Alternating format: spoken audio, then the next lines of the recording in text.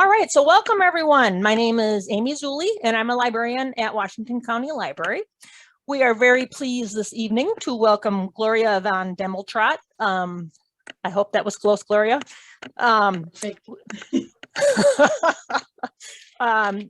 our 2022 Right in Our Midst author series is going on. Our program this evening is funded by the Minnesota Arts and Cultural Heritage Fund. These funds are also referred to as legacy funds and are distributed to Washington County Library by MELSA, an alliance of metro area public libraries. On that note, I will let Gloria take over, and if anyone has questions, you can jump in, or if you want to write anything in the chat, I can certainly relay the questions on to Gloria. Wonderful. Thank you so much, Amy. I'm delighted to be with you tonight, with each of you. And what I would like to stress first is that I invite questions of all kinds. So please break in and ask your question, and we can talk about that topic, another topic, or whatever you wish. I have written 9 books so far. I started after I retired from my real work. And that was when I was 62 years old. So all of my books have been written since then, and I'm still working. So ideas are still coming, and I'm still having a wonderful time. I'm wondering how many of you have done writing of any kind, or are planning something or working on something now, because I can go there in our discussion if you would like. Maybe you could write your little notes on chat if you prefer not to unmute and talk out loud. Does that work for you? Okay. I'll tell you how I got started in writing and why and that sort of thing. People write because they have something to say. You don't write because you want to write something. You write because you have something to say, and everyone has something to say.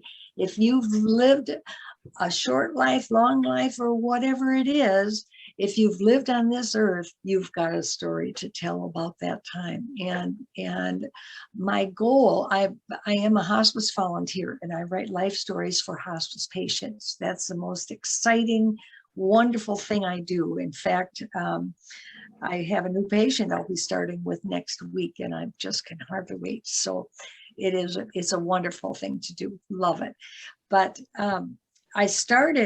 my husband and I were both hospice volunteers, and I wasn't doing writing at that time. And the first book I decided to write is called Musing and Munching. This is basically my autobiography. And I wrote the stories. My children asked me to write some stories about living on the farm. We had a hobby farm when a bunch of them were growing up. I have 6 children. 2 are my adopted children who were my husband's, and 4 I have born. And they wanted to hear stories about the farm. And so I thought, I'll do that as a Christmas present. I'm retired now. I got time to do it. And so I started doing it, and it grew into, I call it stories of my life as they relate to food or lack of it at certain times. And I made it around food so that half of the book is a cookbook. So it's full of recipes. So half of that book is recipes.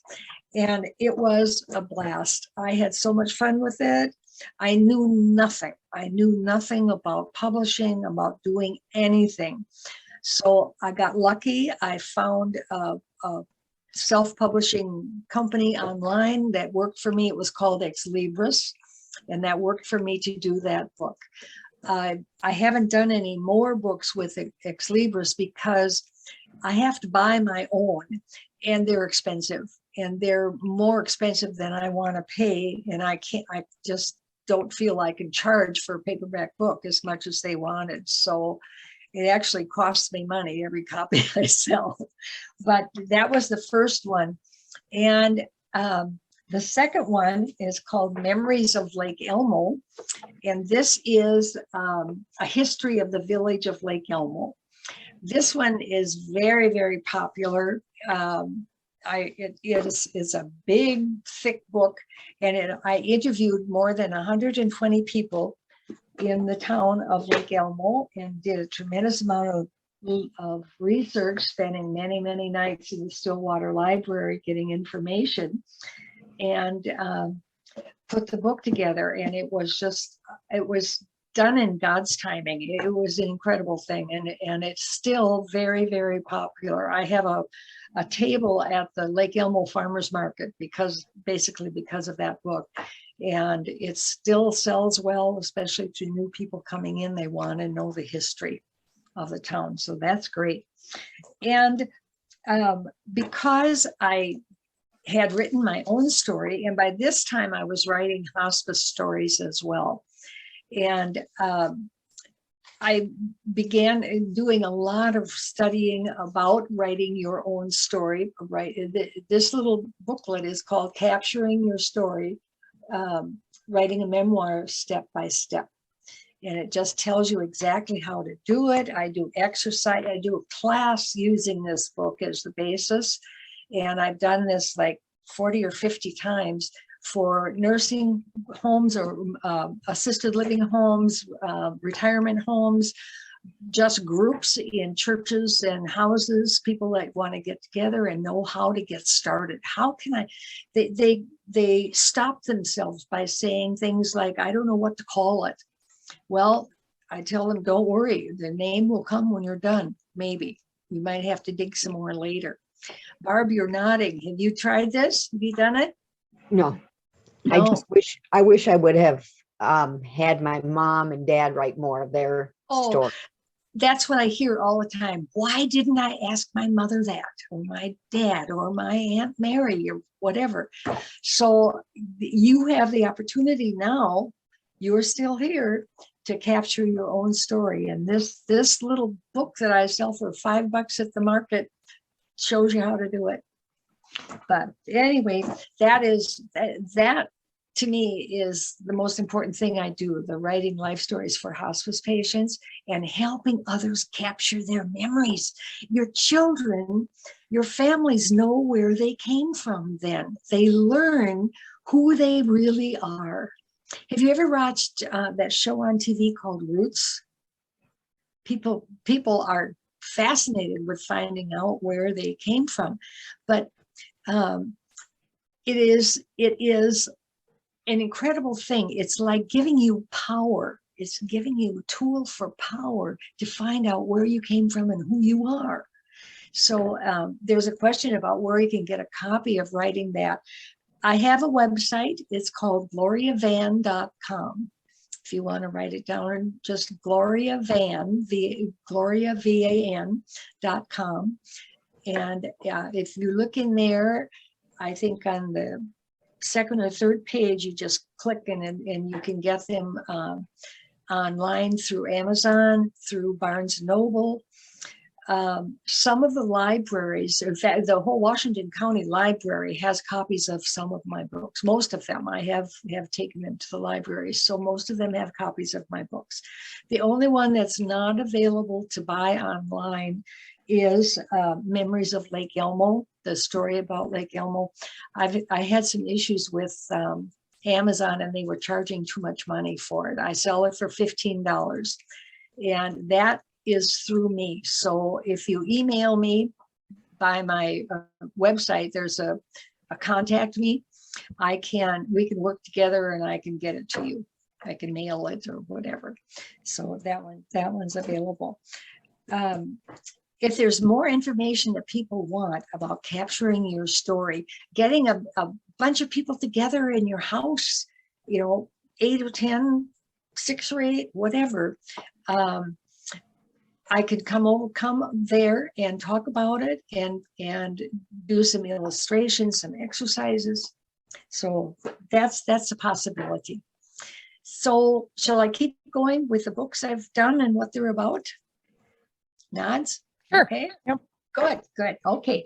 The next one is called Darkness in Paradise. Darkness in Paradise is, it's an important work, and I'm so glad we did this.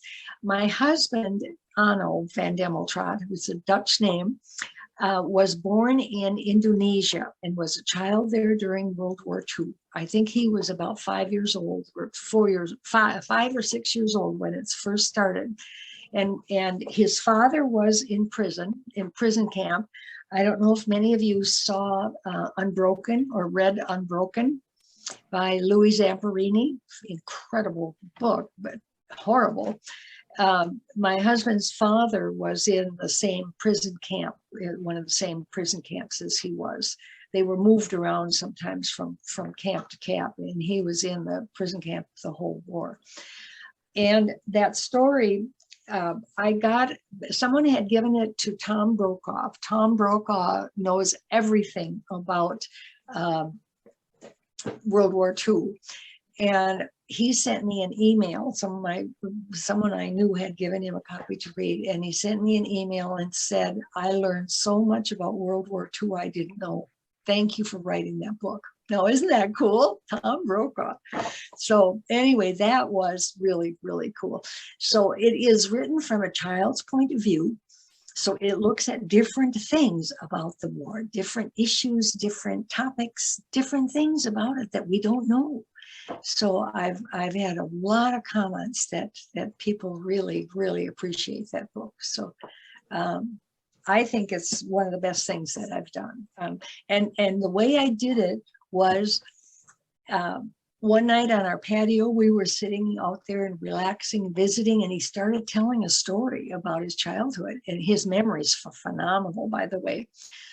And I said, oh no, this story is incredible. Have you ever written any of this down? Oh, I don't know where to start. Wouldn't know how to do it. I ran in and got my recorder that I use for my hospice stories. And I said, well, I know how to start. Let's start. And so we sat on the patio, had our glass of wine, and he'd tell me a new story every day, all summer long, and it was incredible. So I pulled all those stories together somehow. That was the problem, but we got it all pulled together, and it's a marvelous story. So I'm just so happy that I was able to do. So that was great. Okay, so moving on here. I have been married 3 times in my life. My name is Gloria Jane Tyler Shigley Cannon VanDemmeltraadt. Isn't that a doozy? I've written all of my nonfiction books as Gloria VanDemmeltraadt, but it's just too awful for people to remember. Very, very hard. And so I met some new gals in my writers group. I belong to a writers group called WOW, Women of Words. And it's a group of authors throughout Minnesota, started as 3 or 4 gals meeting in somebody's kitchen in the 90s. And I joined it about, I want to say 10 years ago, maybe 12 years ago. And it was growing like crazy. And so another friend and I broke off a little branch called WOW East. And we meet here, actually we meet in Oakdale at Sergeant Pepper's once a month. All we do is have lunch, and then we have 3 minutes to talk about what we're doing, what we want to be doing, things that work, things that don't work. If I need help in some area, I need proofing, or I need editing, if I need more information on publishers, what can I do about this or that? And then we share information. So I have learned so much, and I've helped many others. I do a lot of what we call beta reading. Beta reading is taking a book that's almost finished, and someone will read it for you, and we don't charge anything to do that, but we read it and then answer some questions that you, the author, give us and make suggestions. And we just say, this section was really powerful, it's perfect. this one maybe needs a little work. Did you think about so-and-so, or describing the scenery a little bit better there, or improving the dialogue, it needs more dialogue? Those are the kind of comments we make when we do beta reading, and I do a lot of that. I also am a proofreader. I do a lot of proofreading and like to do that. I enjoy that very much. But anyway, I met these wonderful gals through WOW who are fiction writers, and I had never written fiction. All of a sudden, I wrote fiction and I began to love it. And the first one was Danger in Deep Lake. And I know at least one of you have read this one. My main character is Mackenzie Ward, who is a real estate agent. And her best friend is a man who is an assistant sheriff. And the two of them get together and solve crime. And so we have some murders. They are based on the cozy mystery type. They're like cozy mysteries, but they're not. They're just plain mysteries. I do not use the F word.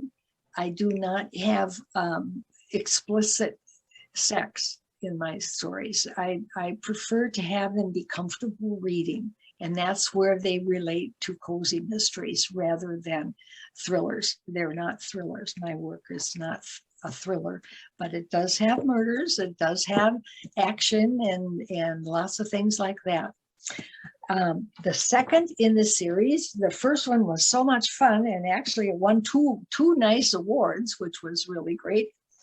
And the second one is called Death in Deep Lake, and this uses the same characters, Mackenzie Ward and Otis. Otis is wonderful. And I don't think I used that in the story, but the way Otis got his name was his mother had lots of other children. She was on her way up in the elevator at the hospital, and she saw Otis on the elevator. That's what she named him. To be honest here, that is a story that I heard from a hospice patient. Well, all my hospice stories are anonymous. This was a number of years ago. And that man got his name that way. And I thought, oh, and I asked him at the time, I said, can I use that in a book sometime? He said, go ahead. So anyway, number 2 was so much fun. It led to number 3, Trouble in Deep Lake. I saw somebody come in with that one. This one, Mackenzie goes to New York and gets in trouble there. And her boyfriend, Ethan, gets in trouble back in Deep Lake while she's gone. So, and actually I'm working on number 4 right now, and that will be called Fall in Deep Lake. And I have, lots of fun things happen in that one. That you'll enjoy. So along the way, it happened that we have great grandkids coming like crazy right now. We have 12 of them because of all these kids. My husband has 2 children, and he's got some grandkids, and 1 great on his side, but all the 11 more on my side. So I started writing some children's stories. And what I did, kids love boxes. And I remember one time we were having Thanksgiving at someone else's house, and at noon, or it was break time in the football. Football was much more important than the food, than the dinner. And so I went outside, and there was a big box out there. I thought, oh, this is cool.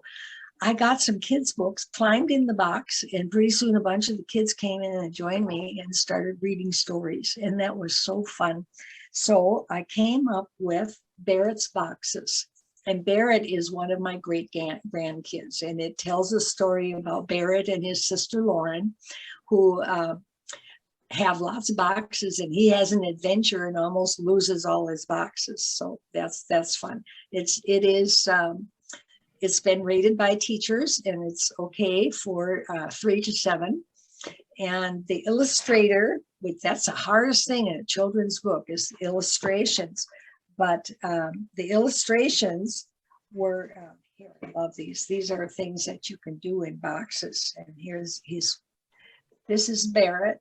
Look, this is Barrett, and this guy is his friend. And those are some of the things that they could do with boxes. So that was really, really fun. Well, the other grandkids want some books too, so out came Chili Chickens. I've got a batch of grandkids who have chickens in their yard, and so we wrote about those kids. And this one is just really fun. I added a rooster. From back when we lived on our hobby farm, we had a rooster called Longlegs who was always in trouble. So Longlegs is in here. That one is really, really, really fun. So they kind of sneaked in there this fall to do, and I've had a great time writing them. I've got the next one's already formed my idea because of another great grand whose daddy is a fireman. So you can imagine what that one's going to be about. But it's just a fun thing to do. Independently publishing children's books is very expensive. People don't realize that, but because of the color, the amount of color, bright colors and primary colors in children's books, and the color print on all of the pages that goes to the very edge, there's no borders or anything, that's costly printing. So it is expensive to do those. So I kind of hold myself down a little bit. Can't afford it. If anyone, again, if anyone's got questions, break in, ask me. I want to give you what you want to know, what you want to learn about. If I've said something that sounds interesting and want to know more, let me know about that. Reading is what you do. If you want to be a writer, you read first, and teach your children, your grandchildren to read and help them learn to love it. That will be something they will cherish all their lives, and cherish you because you help them at it. How many of us remember the first book that really captured you as a child? Do you remember what that was? Mine was The Secret Garden. Did anybody read The Secret Garden? Barb, you did? Oh, I loved that. I loved that little girl and the boy who thought he was crippled. He thought he was crippled.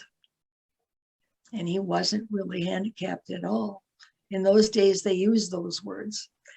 But it was an incredible story, and that really fed my love of books. So I've been a voracious reader ever since. And you develop your own. Did you have a question, Barb?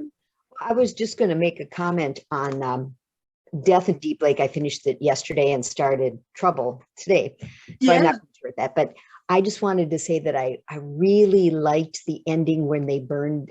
I hope I'm not going to spoil this for anybody else, but when they got rid of that house, okay, and about the rebirth, and then the Native American connection with that, because I went to the talk with Diane Wilson and her Spirit Car. I've read that, and I read a lot of Hillerman and Kent Kruger. A lot of Native American, and I'm fascinated and in awe of their connection with the earth and that sort of thing. So I was really pleased when you're at the end of the book, when this was put together in there and it kind of all came together. So I liked that a lot. Oh, thank you so much.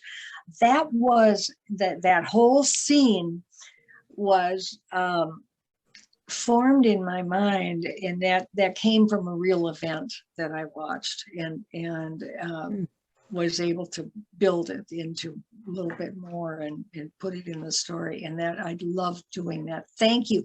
You are the only one that has ever voiced that to me, how much you like that piece. And that was my favorite part of that whole book to write. That was a favorite thing. Thank you. That's great. Gloria, what did you do before you became an author, or before you retired and became an author? Yeah. And did you have any formal training for writing, or what was your background? Well, I went to college late. When my youngest son went to college, I made a mistake of getting married at 18 instead of going to college. My family situation was volatile at that time, and I couldn't do it. I just couldn't do it. I had a really nasty childhood. Let's see. I grew up when I was about 30. Then before that, I just kind of wiped it off. So I came to life. That's what it was. I came to life when I was about 30. But my first husband left me when I was pregnant with my third child. So I was alone and had 3 little kids to deal with, and it was nightmarish. And then I married again. I married a widower with 2 teenagers, and I adopted those teenagers, and he adopted my 3 little ones, and then we had another child together. So then before that time, I was working all the time to feed the kids. My husband left without supporting us.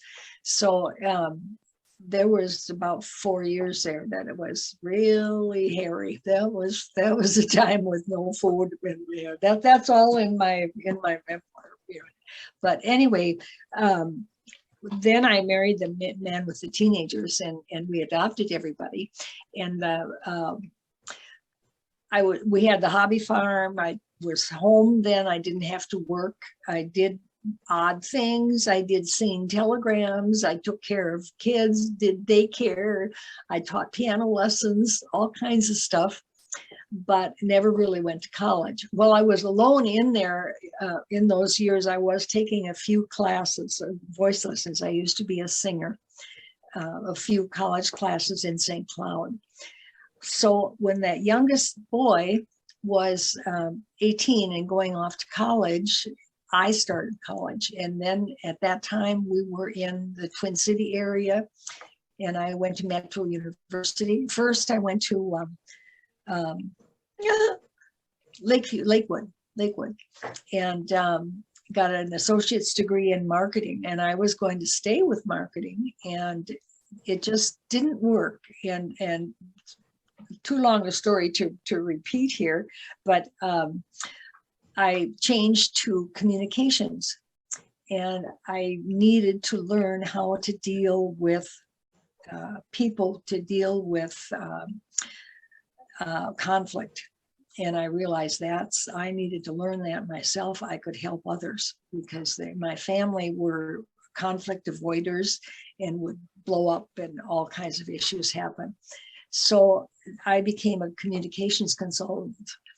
And then my husband got sick and passed away. And while I was taking care of him for a couple of years, and then I became office manager there because I couldn't travel anymore.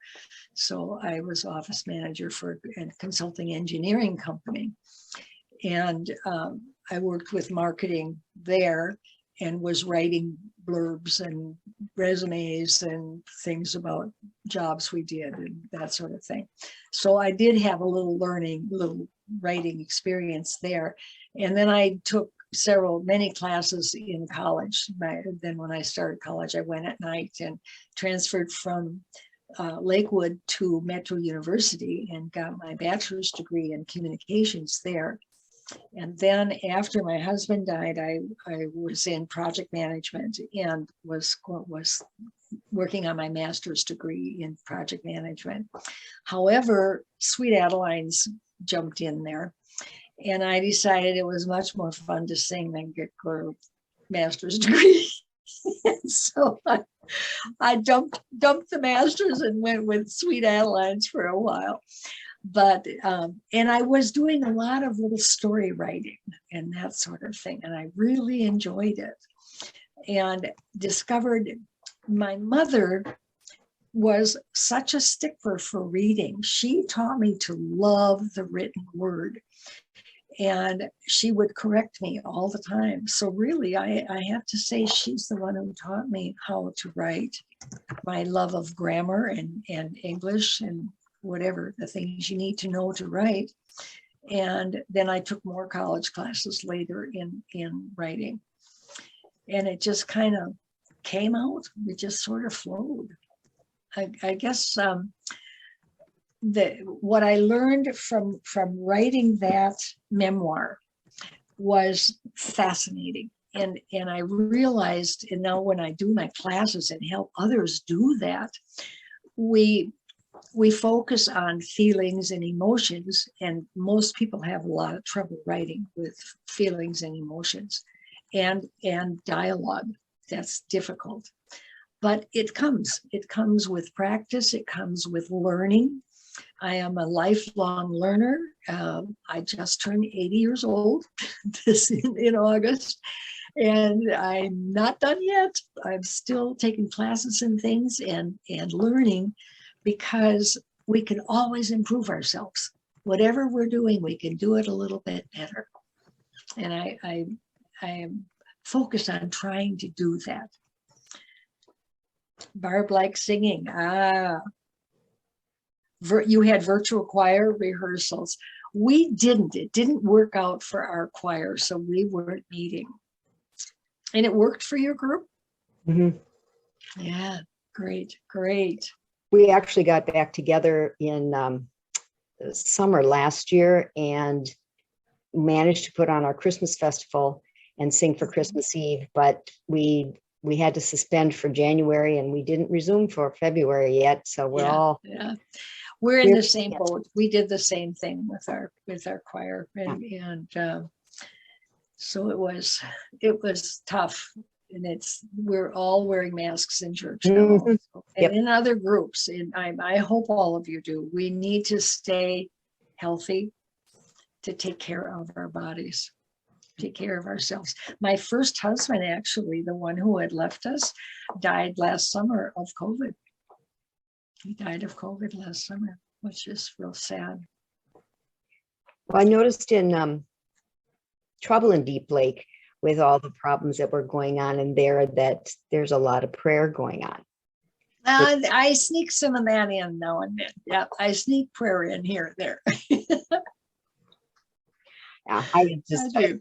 Faith is important to me.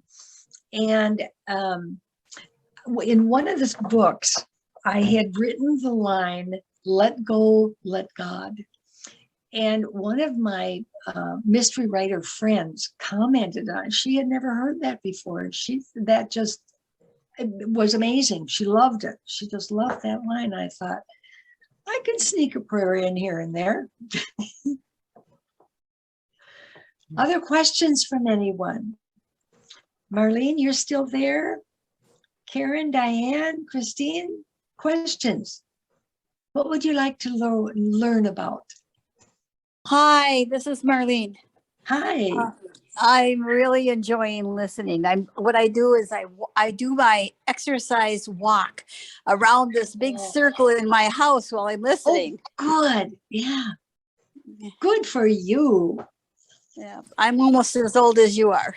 Ah, bless your heart. And you're still doing it. I go to Silver Sneakers.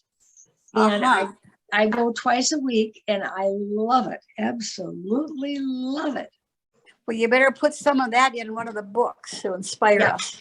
Yep. Good. I'll put some in there. That's a good point. Good point. I guess it's kind of brash to ask, but my only question is, have you ever made a penny on the writing? Do you know the book that makes money is Lake Elmo?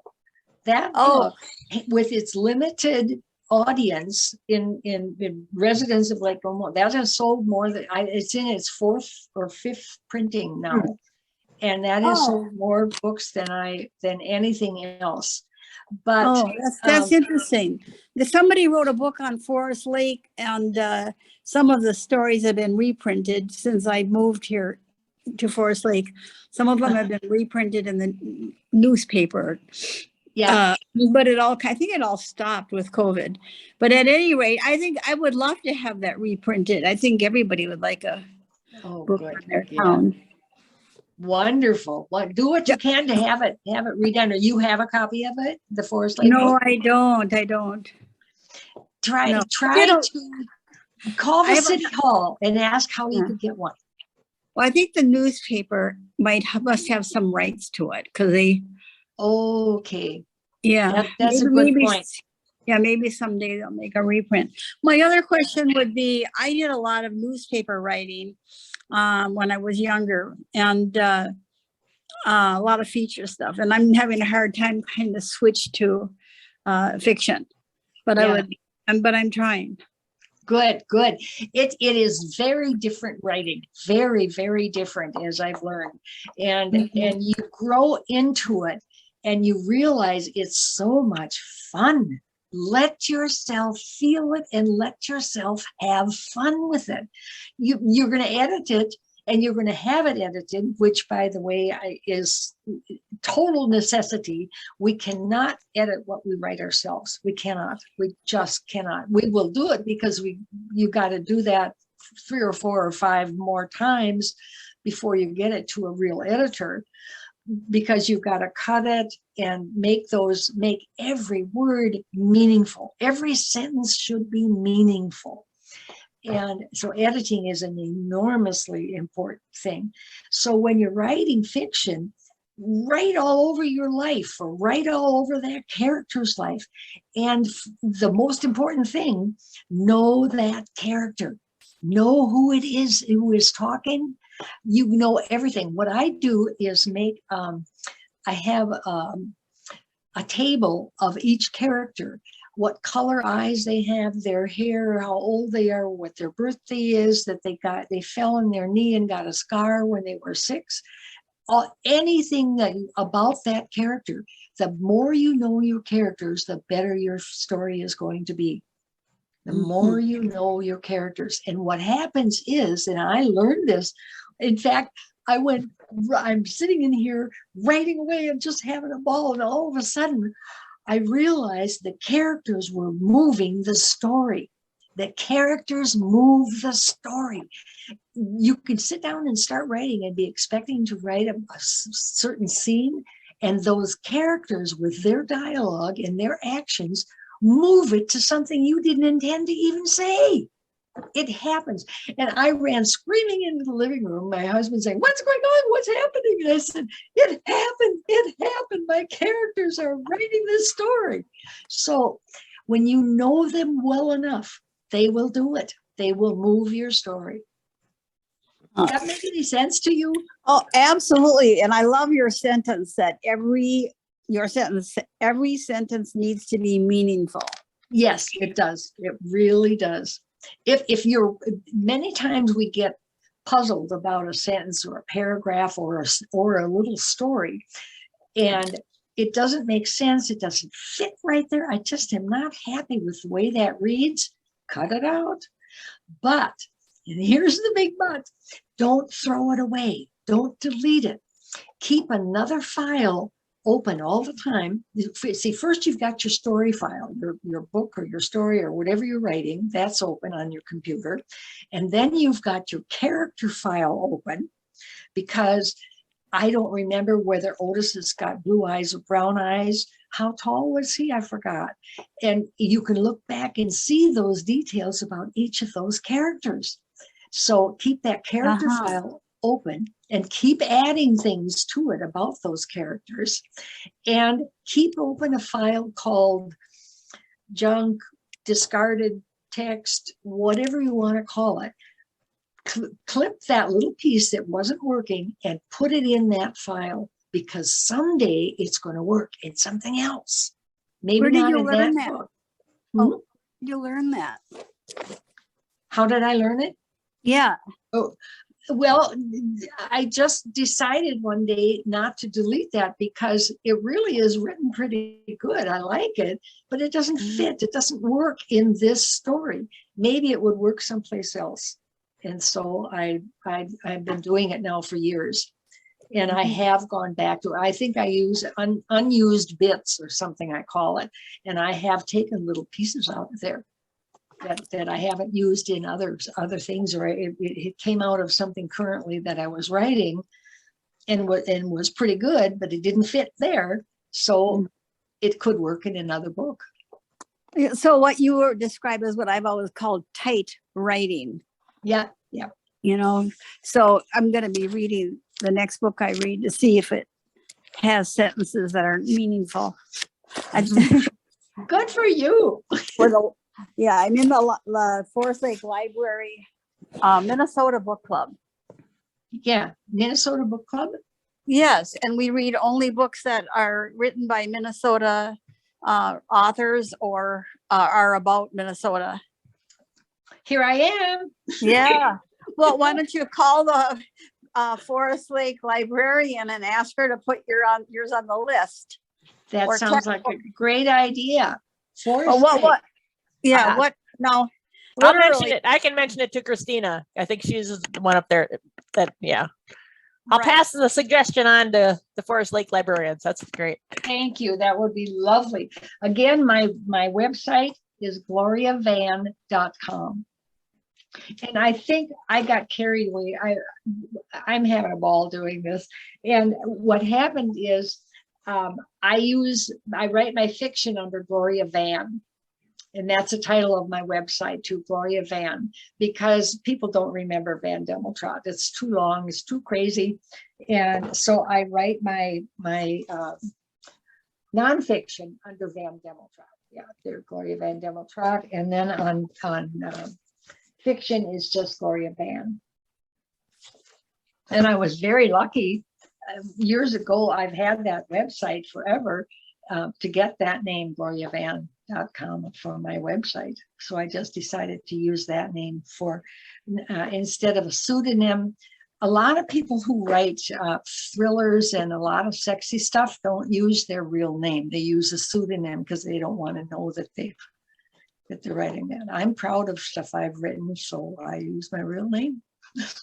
Gloria, have you ever taught a class at Community Thread in Stillwater? No, I have not. I have not. Because they have classes ever so often, and I think they're great, and they're not all that well attended, and yet they're really good. I mean, the last one I went to, it was a physician talking about how to when you go to the doctor, how to get things in order so that you're going to really get good help. And he was just really interesting. And we had another person come one time, and he taught some things about writing your own life story, only it was like your legacy letter. That was sort of kind of the beginning. Oh, yes, yes. And not the whole, not your whole story. But I know for years I've been saying, I've got to do that. I've got to do that. And then when I go through all my old journals and stuff, oh my gosh, it's so cotton picking long. No, nobody wants to read it, not even me. And so I think somebody like you would be a big help. I love to do that. I've done that class like 40 or 50 times of how to start it. How much should I do? What should it cover, and all that kind of thing. Mm-hmm. So I'd love to. Community Thread. Yeah, it's in Stillwater. It's real close to where the pool is, and that kind of right. Don't they have they have classes there for handicapped kids? I don't know. I don't know if they do there, but yeah, I think that's the building. It's the building. Sister Kenny. That might be the Courage Center. Courage Kenny. Yeah, the Community Thread's right by the Stillwater, like the ice arena. Yep. Right. Yeah, it's right around Cub, someplace in there, a couple blocks north there. Yeah. They do. I worked with I've spoken there a couple of times, and then I was teaching a class there. Rosemary, were you involved in that? I don't know. Anyway, it was about Zentangle. Do you know what Zentangle is? Anybody? Oh, I can't get all my stuff right now, but it's doodling. It's basically doodling, and it's wonderful. And I was helping teach these handicapped kids how to do it. It was one of the most fun things I ever did. Loved it. And I think it was in that building where Community Thread is. I'll give them a call too. Yeah. Probably love it. Yeah. Other questions or things that you want to know about? So is Deep Lake Elmo, or is it loosely based on that? Well, Deep Lake is made up, and it's in that area of the eastern suburbs. It's a lot like Lake Elmo. It's bigger than Lake Elmo, but it's a lot like it. And you could go to White Bear Lake. It's very much like White Bear Lake. It's like Cottage Grove. It's like those little burbs all around those eastern suburbs. Monamidi. Yeah, yes. Oh, yes, Manamidi. Yeah. That's fun. It's I fun. love, I haven't had a chance to read the Lake Elmo book that you have, but I would be interested in that because I retired from Washington County December of 2020. And some of the last things I did when I was there was do story time for the we call it story time for grown-ups at the nursing homes, and they loved the gangster part of Monamidi. Oh, there. yes. It was so much fun to the They have a wonderful gangster story in there. Oh, The Ottendorf brothers. Oh, that's a good story. And my main source of information was Bud Schneider. Anybody know Bud Schneider? Oh, he was a wonderful guy. Rosemary, you sure do. Lived across the street, didn't you, from him? Yeah. Yeah. Bud was a fabulous storyteller, and he would tell me about some of these things that I couldn't think it would be true. And I went to St. Paul, did digging in the libraries there in the research, and it sure enough was true. And I found magazine articles or newspaper articles about them, and a story about Mrs.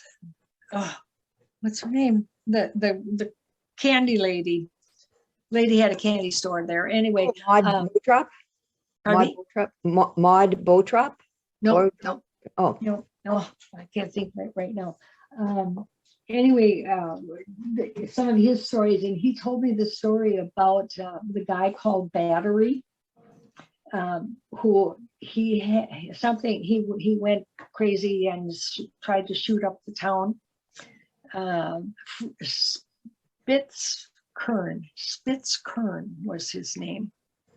And and then see, Bud would tell me something, and then I'd go research it in the libraries and make sure that it was true before I was putting it in the stories. But Bud was an amazing guy. I just finished reading last week, I think it was, Betty Brant Pasek's book. Yes. Gangster in the Midst. Yes. That I met her when I was working at Oakdale one day, and I just finished reading that one. And the fun part about it is, whatever the town is, it's near Oldwine, which is where my husband was born. So right. Reading these things and the connections and the years that would be carried. Yeah. It was just, if I can get that personal connection, it just makes it so much more enjoyable reading. Amy, Betty would be a good guest. Betty Brant Pasek is her name. And I think I've got the book right over here someplace. Gangsters Among Us or something like that. Gangster in Our Midst. Yeah. Gangster in Our Midst. Yeah. Gangster in Our Midst. And she would be good. She's written 2 books, and she lived in the little town where it was a he was a accountant for Capone. Yeah, for Al Capone. He was an accountant for Al Capone, and he lived in that little town. And the people all knew he was a gangster, but he never acted like a gangster there. Yeah. Whereas in Lake Elmo, these Ottendorf brothers were bad guys. They were bad guys all over. Yeah. They came to a bad end. Yeah. Gloria, can I ask about your hospice? When you help or when you volunteer with hospice to write a memoir, is that just for the family or just for the patient, or how does that work? Okay, I am assigned to a patient by the volunteer coordinator for hospice for that group. I work with Lakeview Hospice, and they assign me patients, and I call the patient, make an appointment, go there with my recorder, and I have some examples of stories that I've done. And we talk about it, and then I just start asking questions and turn the recorder on. And so it's in their words. If they cuss, I put it in there. I do it the way they speak and tell I was born in such and such, and I did this and I did that. So it's told in their words, the stories are. And usually takes me about a week and a half to 2 weeks to do a story. They end up to be maybe some are 15 to 20, 25 pages long. And I put pictures in, and they go to the person, to the patient at the end. And then I have an extra copy in the booklet to make copies for their family. And it's all confidential. I do not share names at all. I never have used anything that came from those stories. The only thing I've ever used is Otis. Otis is the only thing I've ever used from a hospice story. And I've wondered, I always ask each one, would you mind ending up in a book someday? Oh, I love it. But I don't, you have to have written permission of people who are living that you're writing about. By the way, that's another important thing in writing, in capturing their story. If you're writing about someone whose name you are publishing for others to see, if it's for your family, it's fine. If no one else is going to see it. So when you write a memoir, write a story, knowing who it's for is extremely important right off the bat, because you've got to have written permission. If you're going to publish their name, you have to have written permission for that, or you're open to libel or all kinds of lawsuits. Well, so when you are getting all this down that you've recorded, so then you type it all out, or how do you? I type it all out and write the story using their words and their pieces of information, and I write it as it's coming from their mouth. Okay. And then when I finish with it, I'm doing this as a volunteer for no money.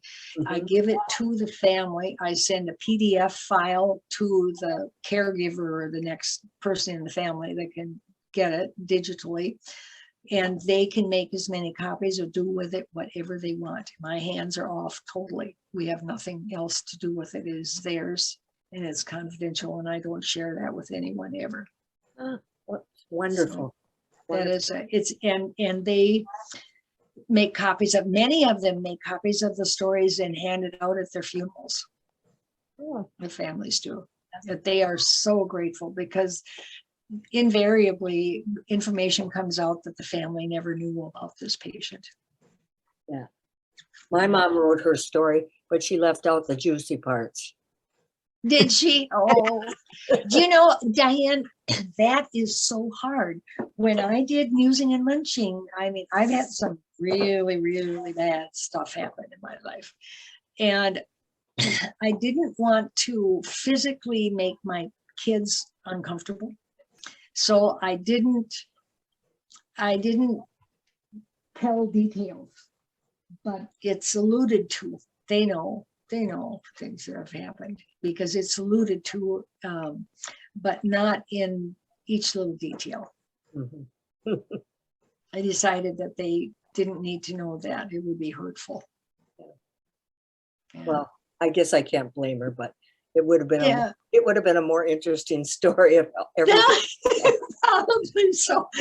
Mine is plenty industry without saying those things. Yeah. Oh. And I'm sure hers is too. Yep, it is. Yeah. Well, we're coming up on an hour here.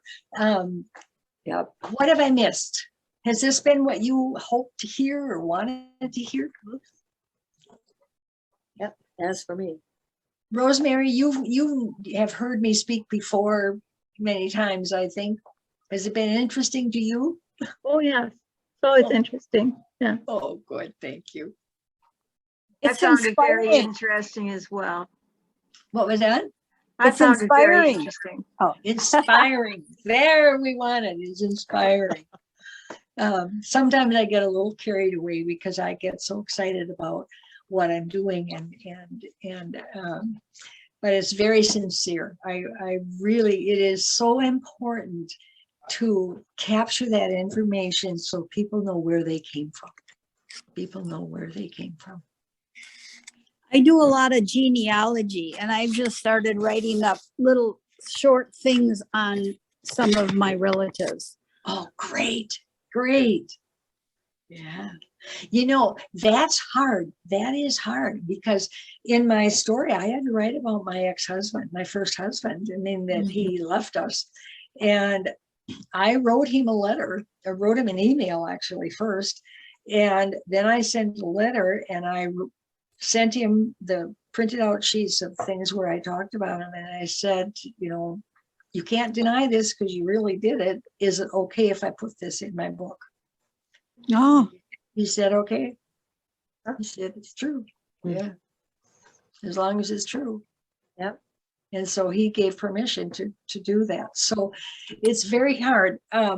In finding when I was doing Darkness in Paradise, my husband's story, many of these businesses, the newspapers, the magazines, everything, his father, my husband's father was a motorcycle racer. And there were some cartoons done of him in local newspapers, and Ono had copies of them, but the newspaper is extinct and everything was closed down in the war. Everything was confiscated by the Japanese at that time. And so I just went ahead and used it. I put it in, haven't heard anything about it. did you get written permission from your ex-husband? Yes. Yes. Okay. And email is considered written permission too. I email the people. Yeah. When I did the Lake Elmo book, I made up a little form that giving permission, and everybody I interviewed, I had signed that little form. Okay. So to be in that book. And then in my own, I did the same thing in my own story. And most of those people I contacted by email and got their permission. Mm-hmm. Yeah, those things happen. Those things happen. A friend of mine from my writing group had written a children's story. And now my children's stories have got my real great-grandchildren's names in them, but their parents gave me permission to do it. They said, go ahead, we would love to have their names in the book. But I don't have pictures of them or anything. But anyway, this woman had some pictures of her neighbor's children and put them in her book, and the neighbors sued the daylights out of her. Oh. Yeah, yeah. So I don't know if there was misunderstandings there or what happened. I never saw the lady again, so I don't know what happened with it. But those that's a tricky area. I did photography too for those newspapers, and if they're on public property, then you have free reign. The news goes and takes pictures of people at parks and wherever all the time, you know. So if they're on public land, you can take a picture, even if they do get annoyed. Yeah, yeah. Interesting. But anybody can cause you, if they got deep pockets, they can sue you just to bug you. Yeah, yeah. Yeah, that's true. Paparazzi. Paparazzi. No, I got a friend who calls me her paparazzi. Yeah. Because I take so many pictures. Oh, all right. Well, it's getting to be about 8 o'clock. So maybe we should wrap up, Gloria. Thank you so much. Oh, I'm delighted. This has been a lot of fun for me, and I'm hoping a little interesting for you. I wish you all well, and I know that you'll have a great time with your series. I'm going to try to log on myself if I can get to it. Oh, wonderful. All right. Well, thank you, everyone. And everyone who has attended this evening should be in the drawing for a book bundle. We're going to have a book by each of our 6 authors in our series. So we'll have our drawing after Yelena at the end of February. So right. Thank you all. Thank you. Bye. Bye. Thank you. Thank you very much. You are welcome. Thank you. Bye-bye.